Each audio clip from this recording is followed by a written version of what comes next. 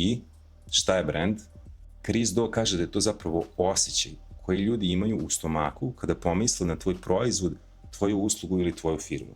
Ti ga gradiš kroz svaki kontakt koji kupac ima sa tobom. Hormozi kaže, cilj brenda je da promeni ponašanje ljudi na velikom broju. Ako staviš običnu majicu na sto, šanse da je neko kupi su male. Ako staviš Nike majicu, šanse drastično rastu. Ista majica, isti materijal. Jedina razlika je znak. To je brend. Identitet koji ljudi dobiju kada obuku tu majicu. Sve ono što je u njihovoj glavi zapamćeno kroz sve te brojne reklame. Osjećanje sporta, slobode, atleticizma, fokusa. To je sve ono što ljudi dobiju kada obuku Nike majicu, bar na nekom podsvesnom nivou. Publika je na prvom mestu. Ovo je pravilo oko koga se svi moji izvori slažu. Bez izuzetka. Pre nego što dizajniraš logo, boje, font, sajt, moraš da razumeš ko je tvoj kupac. Neki to zovu i avatar i klijent. Ista stvar. Scenarij kaže da ga ne zanima šta kupac kupuje. Zanima ga ko kupac želi da postane. Cijela estetika brenda, imena, vizuala i tona gradi se oko te aspiracije, ne oko proizvoda. Hormozi kaže istu stvar. Dizajniraj za kupca, a ne za sebe. Prebaci sadržaj iz perspektive ovo je moje i perspektivu ovo je za tebe. Chrisom Do dodaje da postoji razlika između onoga što kupac kaže da mu treba i onoga što zapravo želi. Ko zna psihologiju zna da ovo često nije isto i da je često potrebno da mi pronađemo i artikulišemo problem kupca. Ako naš kupac može da se identifikuje sa problemom i našim rešenjem, kupit će od nas proizvod ili uslugu. Ime brenda ne treba da opisuje proizvod. Treba da opisuje šta kupac postaje. Nike ne znači patike. Apple ne znači kompjuter. Scenarij koristi ovu metodu sa svim svojim brendovima.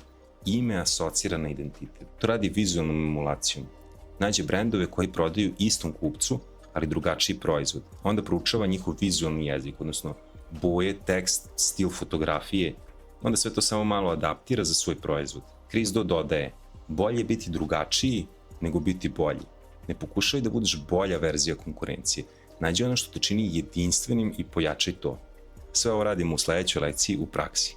A šta je priča? To je transformacija koju kupac doživljava. Šta se menja u životu nekoga ko koristi tvoj proizvod ili tvoju uslugu? Odgovor na ovo pitanje je tvoja priča.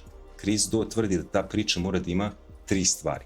Autentičnost, da zaista jeste ono što tvrdiš da jeste, empatiju, da ti je zaista stalo do kupca, to se oseti, i logiku, da ono što pričaš ima smisla.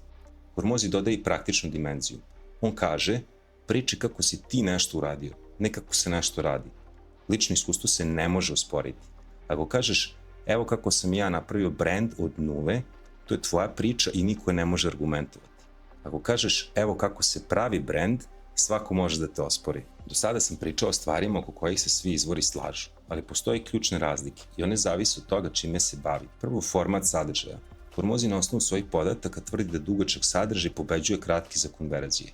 YouTube mu donosi skoro 30% celokupnog saobraćaja na sajt sa prosečnim zadržavanjem od 91 sekundu. TikTok mu je samo 2,5% saobraćaja sa prosečnim zadržavanjem od 8 sekundi. Duži sadržaj za njega gradi poverenje za edukacije i usluge. Scenarij tvrdi suprotno. Za e-commerce, kratki, brzi, vizualno intenzivni klipovi sa hukom u prve 3 sekunde su mnogo efikasniji. Fizički proizvodi se prodaju kroz sliku i emociju, ne kroz predavanje od 10 minuta. Ali, ni jedan ni drugi nisu pogrešili. To su različiti biznisi, različiti formati i različiti kupci. Hormozi prodaje biznis, edukaciju i partnerstvo. To je nešto na čemu se radi doživotno. A Sena prodaje pristupačne proizvode koji se kupuju impulsivno na TikToku za 10 sekundi.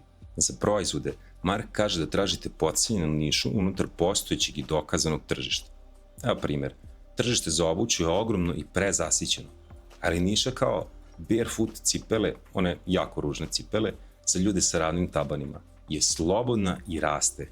Za usluge Chrisom Do kaže da prestaneš da završavaš zadatke i da postaneš strateški partner, što znači da promeniš jezik. Ne govoriš o procesu, nego o rezultatima. Ne napravit ću ti sajt, nego povećavam ti prodaju kroz digitalno prisustvo. Sve ovo je deo identiteta, što je zapravo deo brenda. Hormozijev model brenda funkcioniše ovako.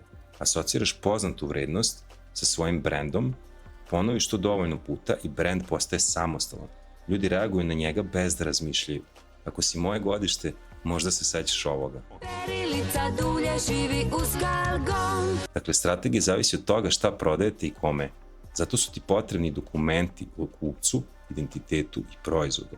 Sve ovo o brendu i identitetu od mojih autora može da se kaže u 4 teze. Prvo, razumi ko je mušterija.